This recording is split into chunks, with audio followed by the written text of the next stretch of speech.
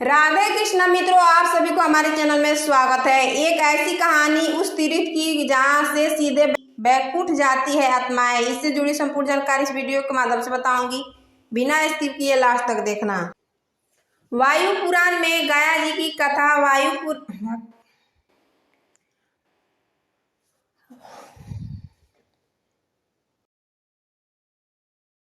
वायु पुराण में बड़े विस्तार से इनकी कहानी है। यह रहस्य देवर्षि नारद ने ब्रह्मा जी के 4 बाल मानस पुत्रों सनकादि ऋषि से पूछा था। उन्होंने पूछा कि गया जी तीर्थ का क्या महत्व है और उनका नामकरण कैसे हुआ।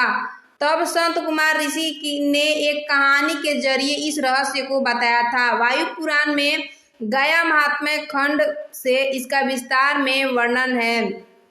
विशालकाय था असुर जो बन गया तीर्थ। यह कथा श्वेत वराह कल्प की है। इस दौरान धरती पर पाप सिर्फ अंश भर था और धर्म अपने पूर्ण रूप में मजबूत था। इसी दौरान असुर कुल में एक दैत्य गयासुर हुआ।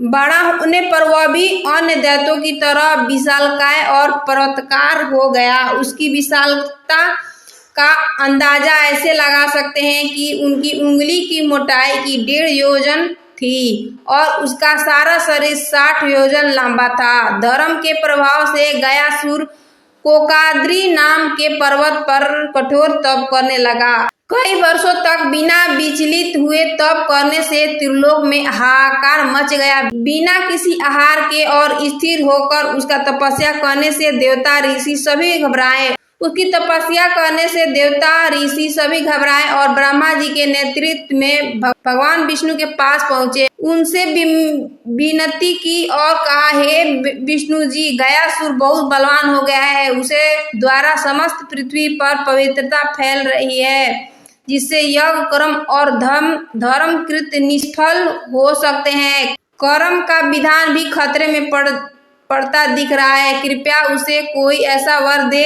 जिससे धर्म की रक्षा भी हो जाए और गयासुर की तपस्या भी सफल हो जाए। भगवान विष्णु ने दिया था गयासुर को पवित्रता का वरदान। जब भगवान विष्णु गयासुर के सामने गए तो उसने कहा, आप मुझ पर प्रसन्न हो तो मेरी देह को एक पवित्र कर दीजिए कि जो उसे देखे, स्पर्श करे और सीधे मोक्ष का अधिकारी हो जाए। उसे वह सीधे मोक्ष का अधिकारी हो जाए और उसे बैकुंठ या शिवलोक से कम कुछ न मिले। तब भगवान विष्णु मुस्कुराए और बोले, तथास्तु, ऐसा ही होगा। अब गयासुर पृथ्वी पर सबसे पवित्र व्यक्ति हो गया। उसके प्रभाव से यमलोक, स्वर्गलोक सब कुछ सूना होने लगा। यह तक कि कर्म पर आधारित धर्म का विचार भी नष्ट हो गया और पापी और पुण्यात्मा में कोई फर्क नहीं रह गया। सृष्टि के संचालन में इस तरह बाधा आने लगी। तब देवताओं ने एक दिन इकट्ठे होकर अपने अपने अधिकारों और दायित्वों का त्याग करने का निश्चय किया और इसकी जानकारी देने त्रिदेव के पास पहुंचे। इस पर ब्रह्मा, विष्णु और शिव जी तीनों ने ही देवताओं को इससे रोका। हालांकि देवताओं की चिंता ठीक भी थी, क्योंकि विष्णु जी के वरदान के कारण अधिकार और कर्तव्य पालन की जरूरत ही नहीं पड़ गई थी।